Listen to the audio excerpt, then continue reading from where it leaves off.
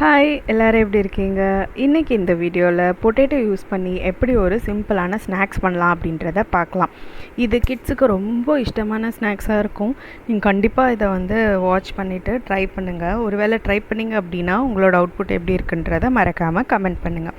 இப்போ நாம் வீடியோக்குள்ளே போகலாம்.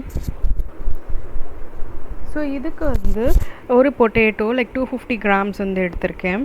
அதுக்கப்புறம் அரிசி மாவு, rice flour 50 grams, cornflour 25 grams, அப்புறம் பொடிச்ச sugar, powdered sugar 25 grams, salt, தண்ணி கொஞ்சம், அப்புறம் எண்ணெய் தேவையான அளவு. ஃபர்ஸ்ட்டு பொட்டேட்டோவை நல்லா குட்டி குட்டியாக கட் பண்ணி பாயில் பண்ணி எடுத்துக்கலாம். குக்கர்லாம் தேவையில்ல, நார்மலாகவே தண்ணி ஊற்றி நீங்கள் ஓப்பனாகவே பாயில் பண்ணலாம்.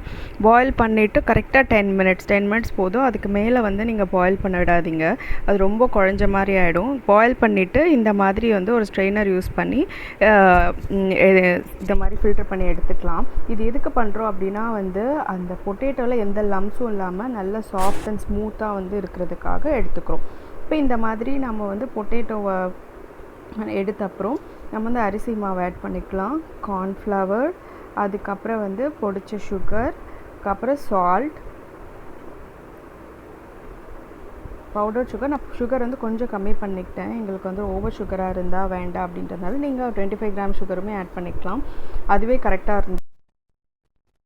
கம்மியாக போட்டதுனால சுகர் கொஞ்சம் கம்மியாக இருந்த மாதிரி இருந்தது. இது எல்லாத்தையும் நல்லா கம்பைன் ஆகிற மாதிரி பிசைஞ்சுக்கோங்க. இது கம்பலாக இருக்கும், லைக் கொஞ்சம் எல்லாமே பிசைஞ்ச அப்புறம் பார்த்தீங்கன்னா கொஞ்சம் பிரிஞ்ச மாதிரி இருக்கும். அப்போ தான் நீங்கள் தண்ணி ஆட் பண்ணணும். ஸோ இது எல்லாத்தையும் நல்லா கம்பைன் பண்ணிக்கோங்க.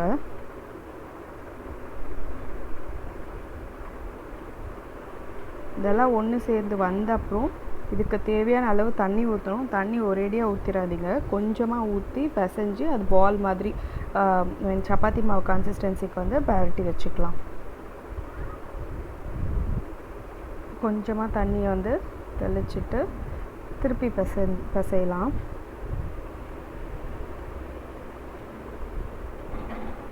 ஸோ இந்த மாதிரி பிசைஞ்சு எடுத்து வச்சுக்கலாம். நம்ம இது பேட்சஸாக தான் எண்ணெயில் போட்டு ஃப்ரை பண்ண போகிறோம். ஸோ எத்தனை பேட்ச் பண்ண போகிறோமோ அத்தனை பால்ஸ் மாதிரி நம்ம பண்ணி வச்சுக்கலாம்.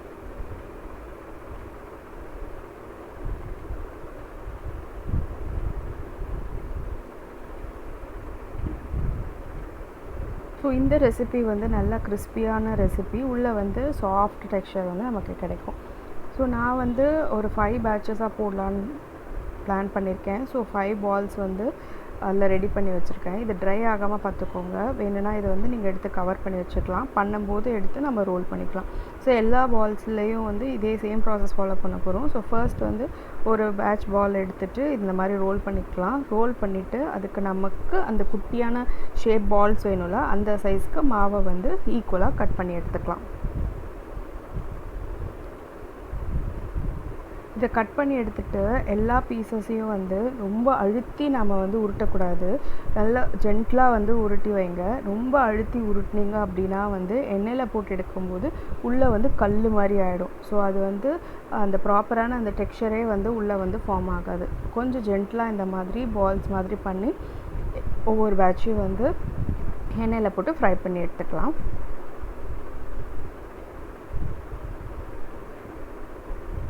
ஸோ இந்த ப்ராசஸ் ஸ்டார்ட் பண்ணும்போதே எண்ணெயை ஸ்டவ்வில் வச்சிடலாம். ஸோ எண்ணெய் காஞ்ச அப்புறம் நம்ம பால்ஸை சைடில் இருந்து ஆட் பண்ணிக்கலாம். ஸோ இது எதுவுமே ஒட்டாது, அதனால் நீங்கள் தைரியமாக அப்படியே ஒன்று ஒன்றா ஆட் பண்ண ஆரம்பிச்சிடலாம்.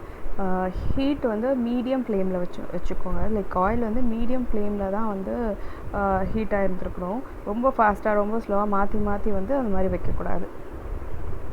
ஸோ எல்லா பால்ஸும் எண்ணெயில் போட்டுட்டு கலரி விடாதீங்க. உடனே ஒரு 2 மினிட்ஸ் வெயிட் பண்ணுங்கள். அப்போ அந்த பால்ஸோட லோயர் லேயர் இருக்குல்ல, அங்கே கொஞ்சம் ஹார்ட் லேயர் ஃபார்ம் ஆகிடும்.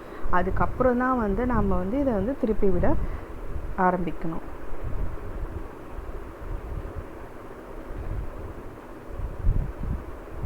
ஒன்ஸ் இது திருப்பி போட்ட அப்புறம் நம்ம என்ன பண்ணோம் அப்படின்னா எல்லா பால்ஸையும் ஜென்டலாக அப்படியே ரொட்டேட் பண்ணி விடணும். அப்போ தான் ஈவனாக எல்லா ஏரியாவிலையும் அந்த ஹீட் போகும். ஸோ உள்ளே இருக்கிற அந்த பார்ட்ஸ் எல்லாம் நல்லா வேகும். லைட்டாக கலர் மாறி இருக்குது. ஸோ அந்த டைமில் வந்து நம்ம திருப்பி போட்டோன்னா கரெக்டாக இருக்கும். ஸோ இந்த மாதிரி வந்து ஜென்டலாக ப்ரெஸ் பண்ணுங்கள். ப்ரெஸ் பண்ணும்போது தான் வந்து அந்த பால்ஸோட ஷேப் வந்து கொஞ்சம் பெருசாகும். ப்ளஸ் இந்த மாதிரி ரோல் பண்ணி விடுறதுனால வந்து ஈவனாக வந்து குக் ஆகும். நம்ம அந்த பால்ஸை வந்து ஜென்டலாக ப்ரெஸ் பண்ணி நம்ம ரவுண்ட் பண்ணதுனால தான் எந்த பாலுமே நமக்கு வந்து கிராக் விடல. ஒன்று வந்து நம்ம ரொம்ப அழுத்தி தேய்க்கலனாலும் அழுத்தி அதை ரவுண்ட் பண்ணல அப்படின்னா ஈஸியாக வந்து பால்ஸ் வந்து பிரிஞ்சிடும். இப்போ வந்து இந்த கலர் வந்தோடனே நம்ம வந்து இது எண்ணெயிலேருந்து எடுத்துடலாம். ஸோ பார்த்திங்களா எவ்வளோ அழகான ஒரு கலரில் இருக்குது. ஸோ இந்த கலர் வந்தோடனே எடுத்துருங்க. இதுக்கு மேலே விட்டிங்க அப்படின்னா வந்து கருகி போயிடும். நீங்கள் பார்த்தீங்கன்னா அந்த எண்ணெயோட நுரையை வந்து அடங்கிடும். ஸோ அந்த டைமில் நீங்கள் ரிமூவ் பண்ணிடலாம். ஸோ இது வந்து ரொம்ப டேஸ்ட்டாக இருந்தது. என்னோடய கிட்ஸ் ரொம்ப என்ஜாய் பண்ணாங்க. இதை நீங்கள் கண்டிப்பாக ட்ரை பண்ணுங்கள். ட்ரை பண்ணிவிட்டு கமெண்ட் பண்ணுங்கள். ஸோ இந்த வீடியோ உங்களுக்கு பிடிச்சிருக்கு அப்படின்னா லைக் பண்ணுங்கள், ஷேர் பண்ணுங்கள் அண்ட் சப்ஸ்கிரைப் பண்ணுங்கள். பாய்.